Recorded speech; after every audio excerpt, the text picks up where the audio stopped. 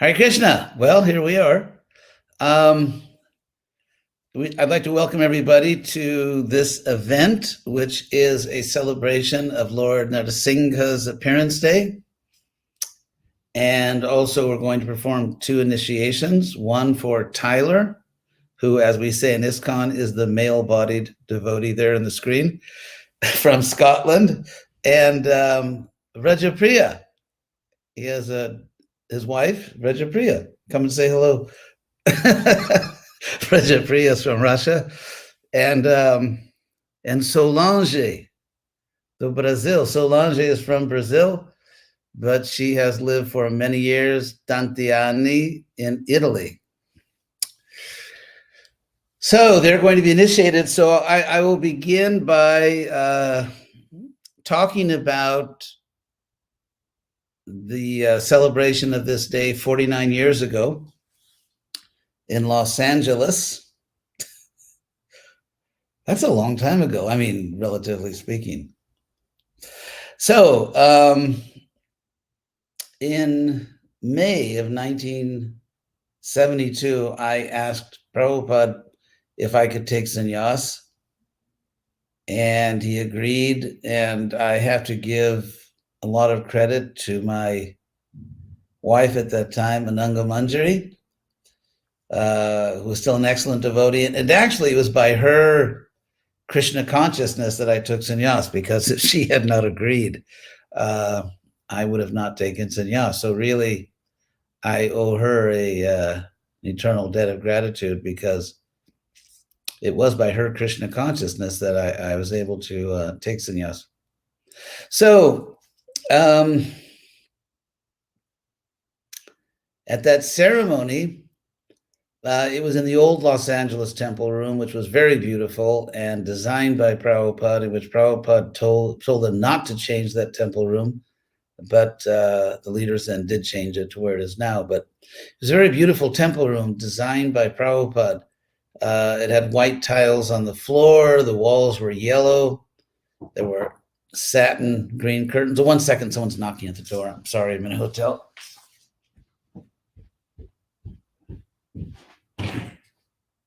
We're going to be testing some of the parts of the fire alarm system. So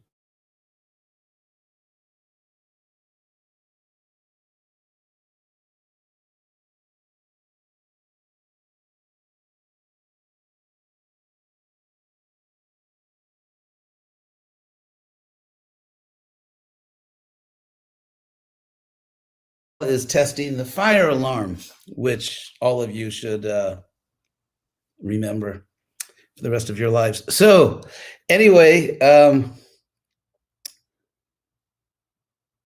so the temple room had yellow walls, satin green curtains. The altar was very beautiful. And again, this was all designed by Prabhupada. And the altar had also white tile, and it was a low altar, actually. It was much lower than the present altars. And it was white, I believe it was white marble. And it was not very high. It was not a very high altar. And there were red curtains, red velvet curtains, in to close, to in front of the deities, red velvet curtains. So Prabhupada personally telling me it was beautiful. Those were such wonderful times. I remember in 1970, Prabhupada called me to come to him. He heard about how I was preaching. That's when he said, I want to see him, give him special instructions. And so in those days, that was when they had just finished the temple. The temple literally had been opened, that new temple in Watsika, for about probably a few weeks, not more than a month. And every morning, I remember Bhavananda, every morning on his hands and knees would clean the temple room floor every morning. It was spotless. And so it was in that temple room, which they later, against Prabhupada's will, converted into a museum, the Fate Museum. So it was in that temple room they went to take sannyas. And a fire sacrifice had been set up right in front of Prabhupada's Vyasasana. Prabhupada's Vyasasana in the present Los Angeles temple room, there's, let's say, if you're facing the deities, Prabhupada's Vyasasana is to the left. But in this temple designed by Prabhupada, his Vyasasana was in the back of the temple room facing the deities. And so right in front of Prabhupada's Vyasasana was the fire sacrifice. Prabhupada, it was not as elaborate as nowadays. Prabhupada liked to keep the rituals very simple. And there are some devotees in this ISKCON who like to do it as elaborately as possible. And if they could do a fire sacrifice that went on for 5 years, they would probably do it. But actually, when Prabhupada was here, he just wanted it, of course, beautiful, proper, but simple, very simple and quick. And so I took sannyas with 3 other leaders who were Rupanuga, Satsvarupa, and Bali Mardan. So, and then Kirtanananda Swami was in Los Angeles at the time, and Prabhupada asked him to do the fire sacrifice. So when we went in for the morning program, of course, every day, Prabhupada came in, we all greeted the deities. And then when Prabhupada went back to his Vyasasana, normally he would sing Radha Madhava. But on this day, it's very interesting. Instead of singing Radha Madhava, he sang Bhaja Hure Mana. And Bhaja Hure Mana. And in my heart, I felt that I understood why he was doing that. Because in that song, Govinda Das, the author of the song, says to the people who are hearing the song, do you think there's any pleasure in this material life? There's no pleasure in material life. And so how it's so temporary, like Kamala, Jala, Dala, Jivana, Talamala. It's like a little drop of water on a lotus leaf that Prabhupada said can slide off at any moment. So I understood, it seemed clear to me that Prabhupada was singing the song for his spiritual sons who are taking sannyas and telling them, don't ever doubt what you have done. Don't ever think there is actual happiness on the material platform. And that's what I felt in my heart, that my spiritual father, Srila Prabhupada, was singing the song for us to encourage and teach us to be strict in our Krishna consciousness and our vows. And I remember one other incident, as I don't often tell like mystical stories. I'm sort of more on the rational side, but I do have my mystical experiences. And so I remember on that morning, something very amazing happened. I remember Prabhupada was singing. I don't know if we have recording of it. It's just, that was pre-digital. Nowadays there would have been 500 devotees with their phones up, filming it. But as Prabhupada sang that song, it was so spiritually powerful. It was so potent that it seemed as if the temple room itself, I mean the physical room, not the people in the room, it seemed like the temple room itself was like dancing to Prabhupada's singing him. Of course, it was, I remember that Prabhupada singing it. It was so potent. It was so spiritually powerful, his singing, that it actually seemed that the building itself was dancing. And I remember I was, I think, standing in the back of the temple room, and I was actually in the front. I was standing maybe to the side of the deities and watching Prabhupada, and it was an amazing experience because Prabhupada's singing was so spiritually powerful. And so after that, the 4 of us sat down. There are pictures of that. And Prabhupada asked Kirtanananda to give a talk at the sacrifice, which I unfortunately don't remember really. I remember being a little disappointed that, the Prabhupada wasn't speaking. But anyway, so he gave the talk, and then I think it was at that point in the ceremony that some devotees came to us, and they brought us literally like a tray with sannyas clothes on them. And so literally I was given sannyas on a platter. So there were these, they brought us our sannyas clothes on this tray, and then we went through the back door there into another room, and we changed into our sannyas dress. And then we came out, and of course people were cheering, and then we were handed these dandas. My first danda is also an interesting story, because some of you already know this. I had to make a danda, which is made of 4 thin pieces of bamboo. Of course, if you have 4 thick pieces of bamboo and you have a big hand like the Incredible Hulk, then that's also okay. But for normal human beings, it has to be very thin bamboo. So 4 pieces of bamboo, and then that little sort of like that little crescent, that little half moon on the top of the danda is made from eucalyptus for some reason. And so the devotees told me they would take me to a place where I could get the bamboo for the danda. I guess in those days, we go, cut our own bamboo. So the place they took me to make my first danda was my high school athletic field. And so I thought, boy, this is unmistakable irony. That so I made my first danda with bamboo from my high school athletic field. So I thought, well, out with the old, in with the new. Because my high school is just it's very close to the LA Temple. So actually, the dandas were placed, leaned against Prabhupada's Vyasasana, and then one by one, we were called, we went up to Prabhupada, and he handed us the danda. And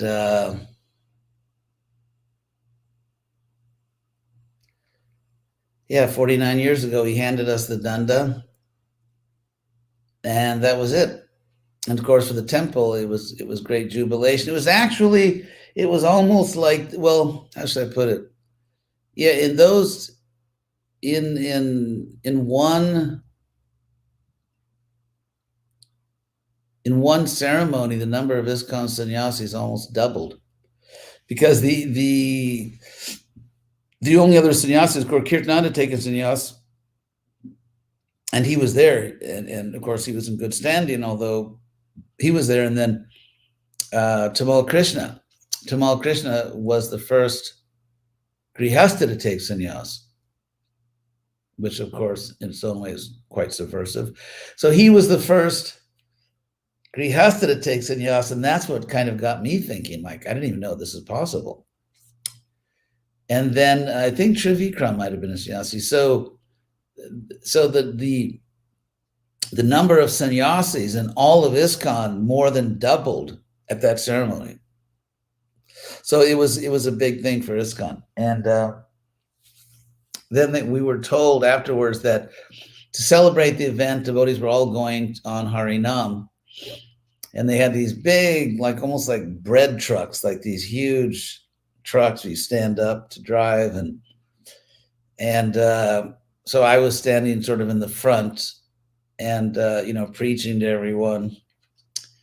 And devotees were really excited. They really wanted to hear. But then we went to do Harinam in Long Beach, California. Long Beach it's just adjacent to Los Angeles. It's down by the harbor, San Pedro, Long Beach. That's where the Los Angeles harbor is.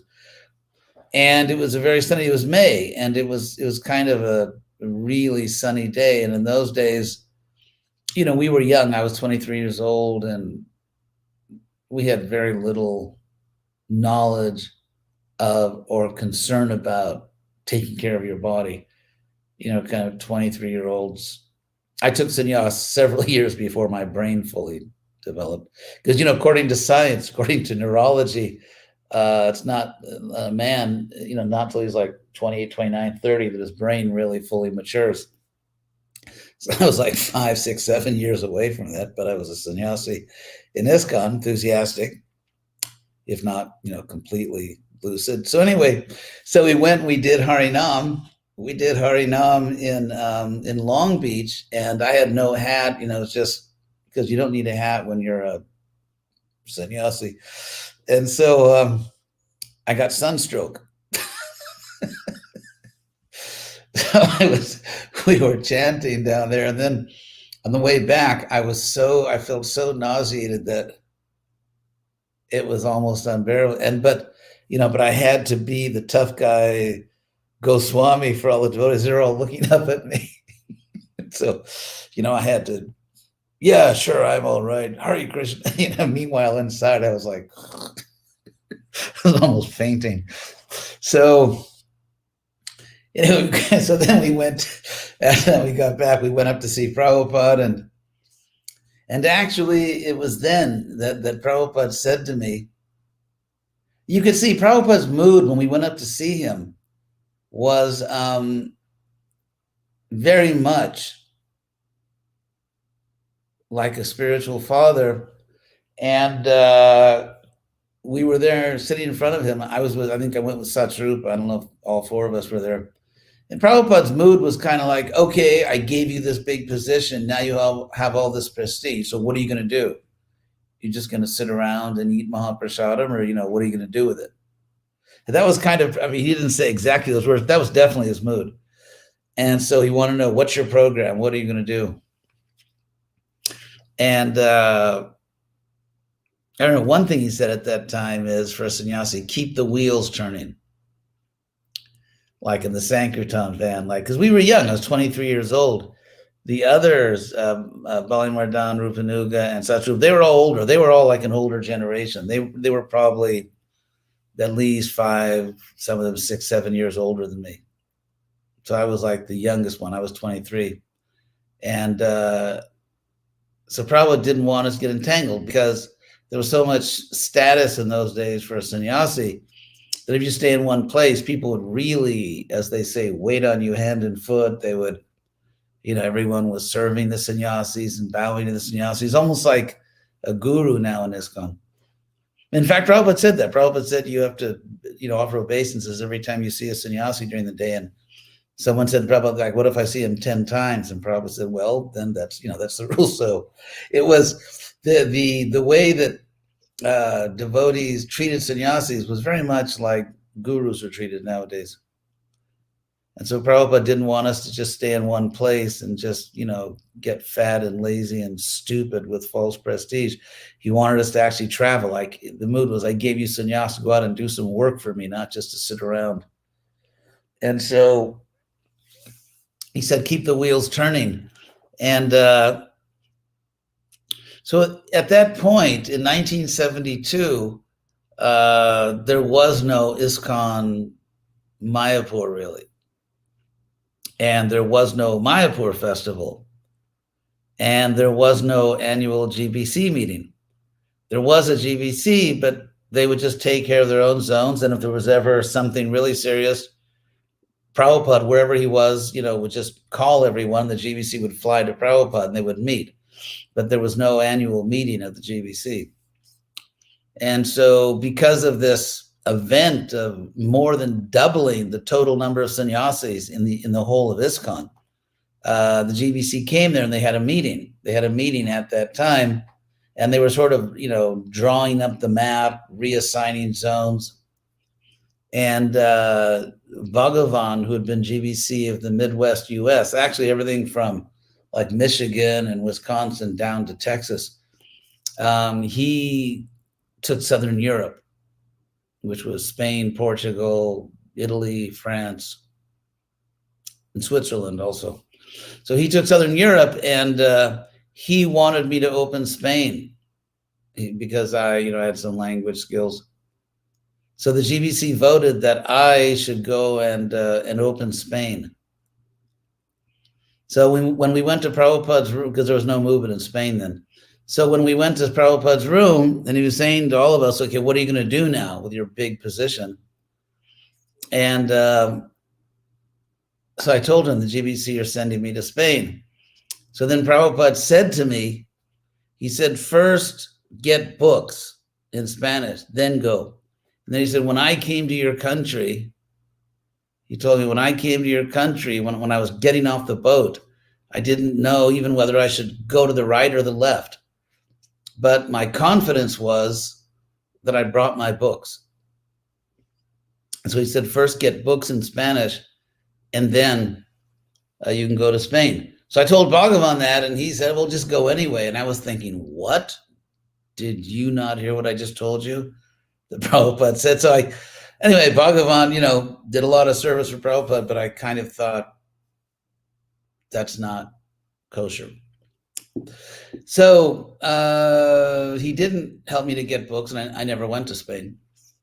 So, and then the next morning we went to walk on the beach. And I remember Vishnu Jana was there, and Satru, everyone was there walking with Prabhupada. So I remember Vishnu Jana Swami asked Prabhupada, he said, someone told me that the danda is like an incarnation of Vishnu. So when a sannyasi is traveling, we can offer our food to the danda.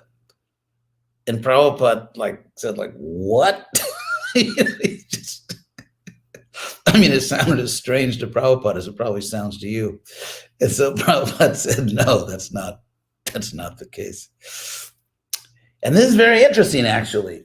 It's funny because in ISKCON, you can sort of, ignore a million things Prabhupada said, but if you wear a dhoti, then that means you're a real Prabhupada follower. So because someone asked Prabhupada if a sannyasi could or should travel with deities, and Prabhupada said no. He said Lord Chaitanya never traveled with deities. A rule which, anyway, most sannyasis, no comment. So, but that's what Prabhupada said. And so it was that actually the day before I went to see Prabhupada that he said to me, of course, some of the most important words I've heard in this life. Prabhupada said to me, just as Lord Nrsimhadeva protected Prahlad Maharaj, so he will also protect you. And so, to use Prabhupada's language, that was a super excellent blessing, and something I have actually cashed in many, many times. I think that if it wasn't for Krishna, Lord Nrsimhadeva's protection, so many bad things would have happened to me. I think probably there's thousands of occasions. Literally thousands of occasions when it was only the protection of Krishna that saved me. And I can see that the difference between really sort of being successful in life, we can put it that way, and just having a very troubled life, the difference really is just, Krishna, whether one has earned or somehow receives the mercy of Krishna. Because, I could have died 1,000 times, all of us. Every time we drive a car, how many times when you're driving a car and you realize you just did something, you didn't pay as much attention as you should, but fortunately no one was there. There wasn't another car there. That happens all the time. So many things, spiritually, materially. Krishna saved me so many times in so many ways. And so that's really the mercy of Lord Narahari, Lord Nrsimhadeva. And then just to say a word about Lord Nrsimhadeva, to understand, of course, Nur in Sanskrit is just an abbreviation of Nara, which means man.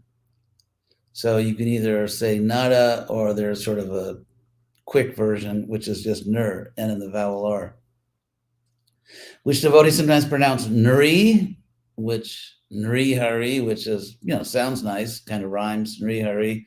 It's just not what the name is.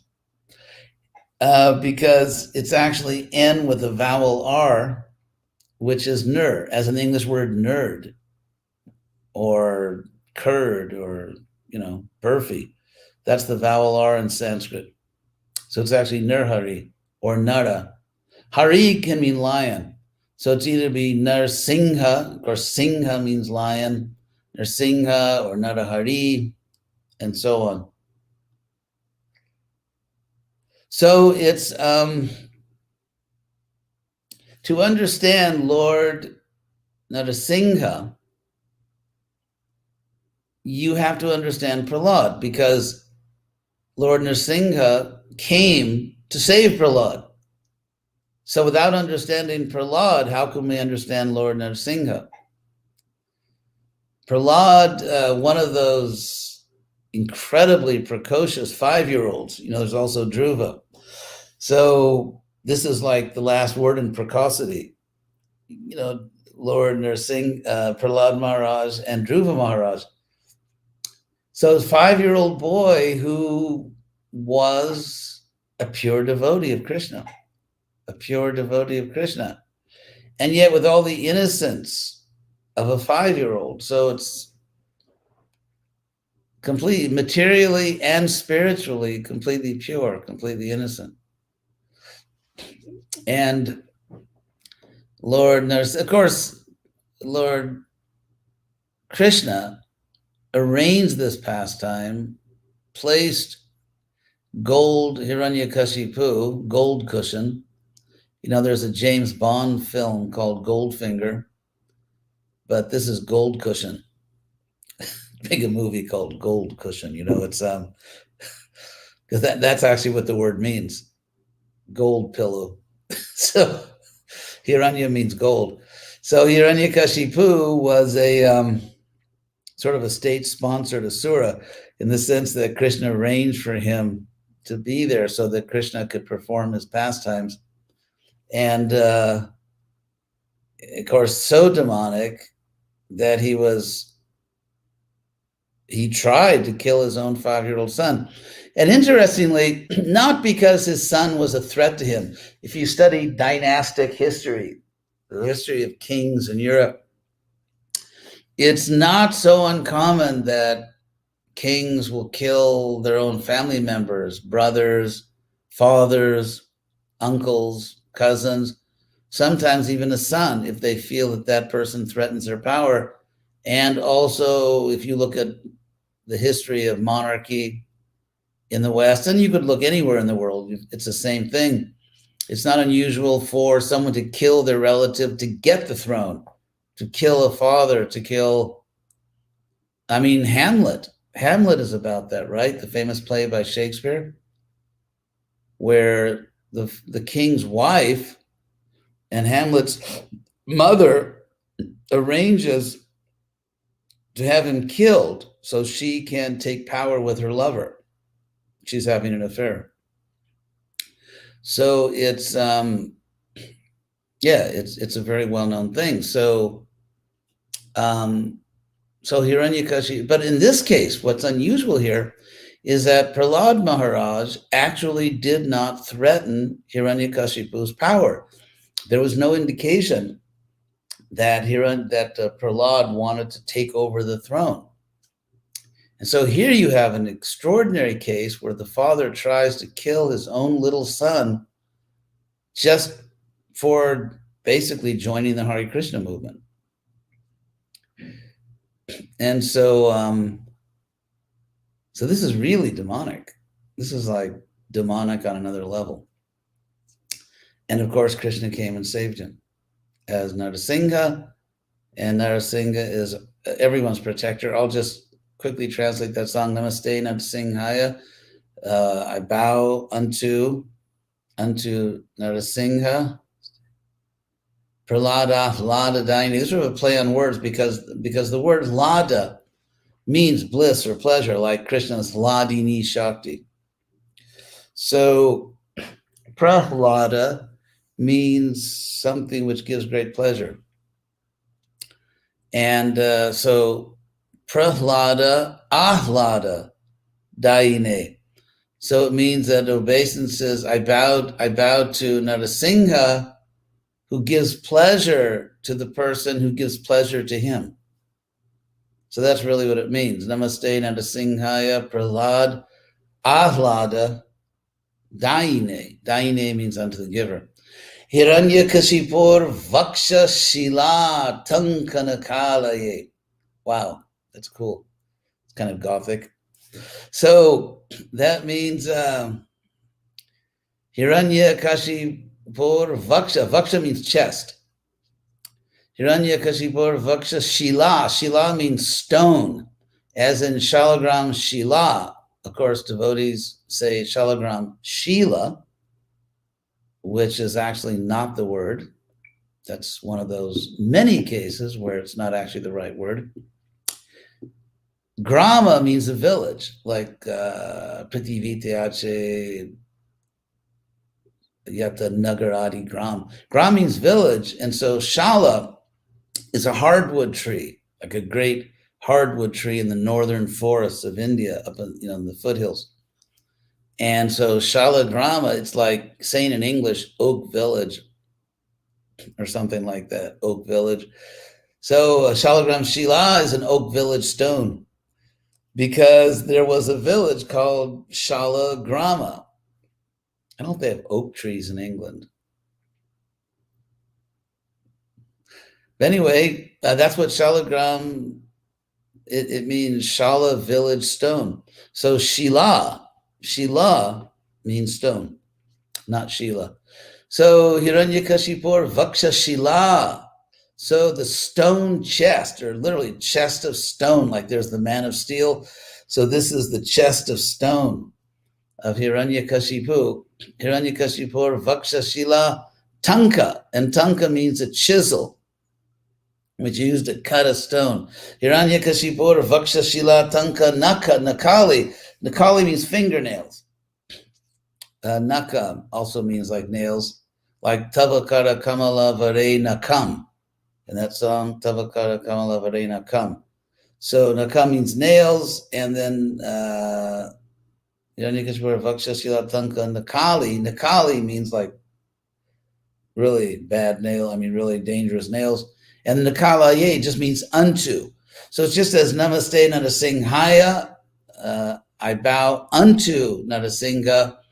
And so I bow unto the Lord, whose nails are like a chisel against the stone chest of Hiranyakashipu. So that's what that means. And then Ito Nrsimha, here is Nrsimha. Parato Nrsimha, literally over there is Nrsimha. Yato Yami, wherever. In Sanskrit, often when you repeat a word, it's like ever, like yada means when, and yada means whenever. So yato means where, and yato means wherever. Yato yami, wherever I go. Tato, there. Nrsimha is Nrsimha. It's beautiful. Here is Nrsimha. Over there is Nrsimha. Wherever I go, there is Nrsimha. Bahir Nrsimha. Outside is Nrsimha. Hridaye, in my heart, is Nrsimha. Nrsimha Mading Sharanam Prapadye. So Prapadye, I surrender to Nrsimham, who is the Adi, Nrsimha Mading, so the Adi Sharana, the original shelter. I surrender to Nrsimha, who is the original or the first shelter.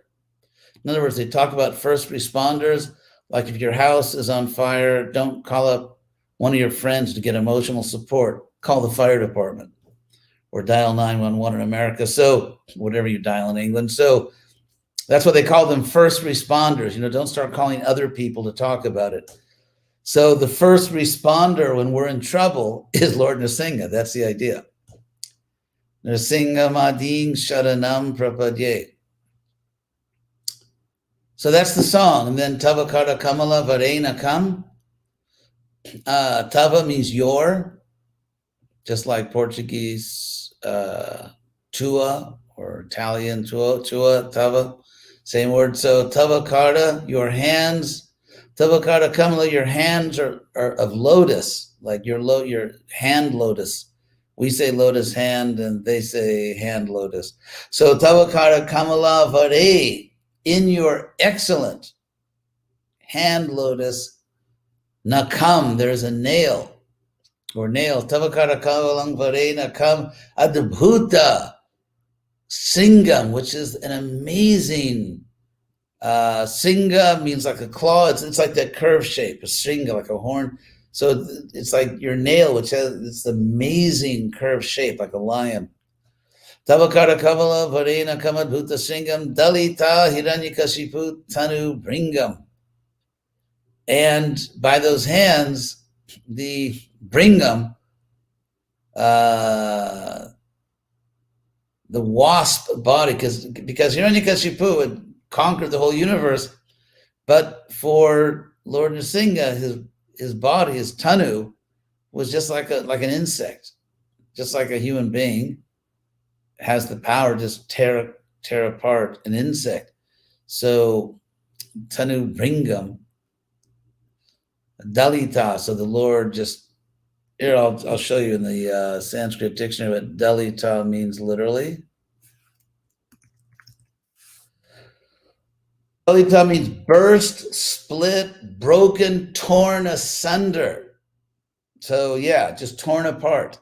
He just tore apart the body of Hiranyakashipu, which was like a bringa. A bringa is a species of large black bee or a wasp, or it can be a bumblebee. We have a prominent sannyasi in ISKCON who's called Bhakti Bringa, isn't it? B.B. Govinda, Bhakti Bringa Govinda. So that's not, it doesn't mean Bhakti wasp. That means it's like a bumblebee, the bumblebees who were around Radharani. And so Bringa can be a bumblebee, but also can be a wasp. So here, of course, it means a wasp. So Dalita Hiranyakashipu Tanu Bringam Keshava. So the grammar of this Keshava, it's the evocative, O Keshava. It's not Keshava Drita, like Keshava assumed. It's O Keshava Drita Narahari Rupa. You assumed the man-lion form. So it's actually first Keshava, comma, Drita Narahari Rupa. Keshava Drita means you assumed. Drita Narahari Rupa, Jaya Jagadisha Hare. Again, the vocative is directly addressing the Lord. Jai to Jagadisha, the Lord of the universe. Hari. So we celebrate Lord Nrsimha's Day. So any questions? Do we have any questions on all these points in the comments? Although our custom is for me to see them only after the program's over. Let's see. No questions. Good. Less work. Lazy intelligence. So now we'll proceed to the initiations. And so we'll begin with Solange. Ladies first. Solange, né? Até chegar. Tão longe. So I'm going to do this in Portuguese. Va bene che facciamo in portuguese. So you have to unmute her. Então, agora você tem que fazer seu voto. Então, qual é seu voto? What is your vote? Prometo de não comer carne, nem peixes, nem ovos, de não praticar jogo de azar, nem sexo ilícito e nem usar intoxicantes para o resto da minha vida, e de cantar no meu japamala 16 voltas do Mahamantra Hare Krishna, Krishna Krishna, Hare Hare, Hare Rama, Rama Rama, Hare Hare. Todo dia, né? Não só no seu aniversário. Não, todos os dias, todos os dias. See. So she got it right, everybody. You'll all be glad to hear that she got it right. So, então, so I will actually, eu vou escrever seu nome no chat. I'm going to write your name in the, do I just, where do I write it? There's not a, oh, please, private chat, but I'll write it there. You can see it, can't you, Ananda Leela? So I'll write it there because I can't write it so everybody can see it. Is that correct? Share. Actually, okay, I'll just write it here.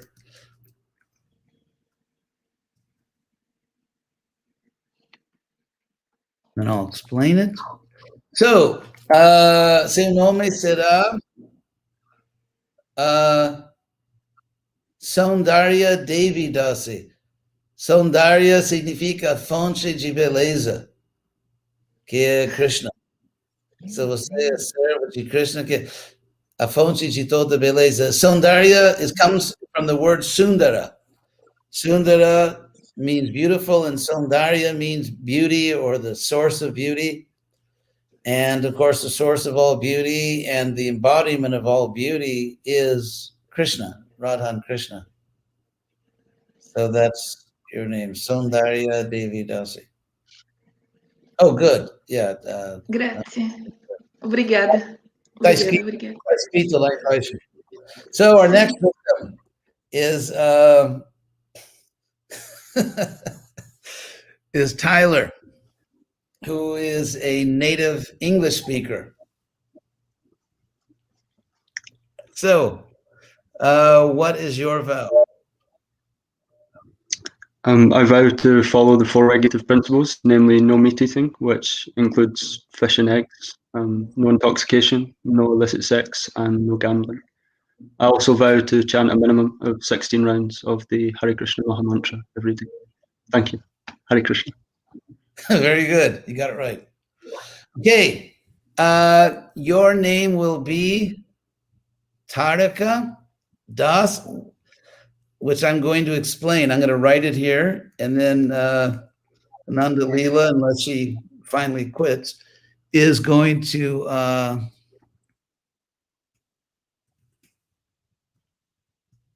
post it for you. And then I'll explain. Let's see, it should pop up on the bottom there. Oops. It's not there yet. Oh, there it is. That's the same Tara as in Prabhupada's Pranam Mantra, Paschatya Desha Tarine.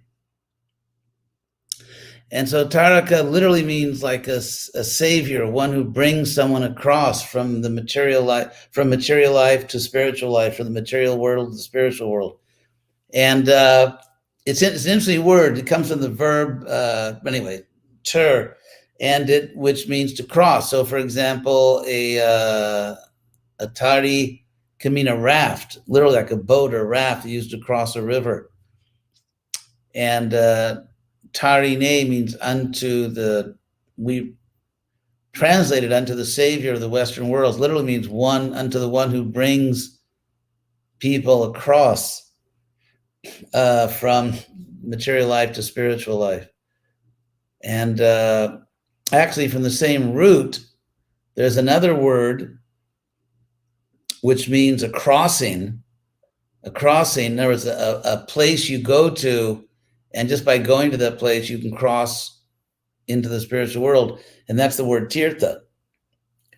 So the word tirtha is literally a crossing from the same root as Tara or Taraka. And so, of course, in English also they use the word ford. Like, for example, there's a famous town in England where they used to bring oxen across the river, and therefore it's called Oxford.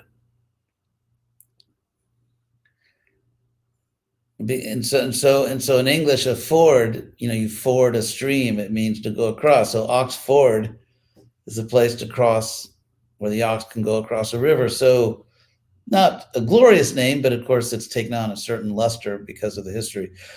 So anyway, so Taraka, the ka at the end, Taraka is sort of an abbreviation of Kara, someone that does something. And so it's someone that enables others to cross from material life into spiritual life, or from the material world into the spiritual world. Tarakadasa. So, before we end, any questions?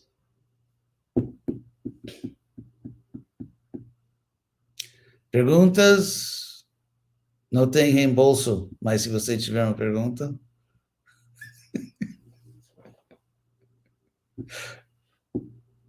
All right. Well, thank you all very much. Thank you. And we should really all be grateful to the new initiates, because they have dedicated themselves seriously to the practice of bhakti yoga. They've shown strong faith in Krishna, determination, and they've even shown that amazing ability to actually exist within a religious institution, which is not the least of their achievements. So initiation really is something to, we should congratulate them and be happy for them, because it's a real achievement. And also we have to, we should also thank Brajapriya, a good wife, because a good wife is always a very important part of a man's spiritual life. So Hare Krishna. So thank you all very much. And I think that will end our program for now. Hare Krishna.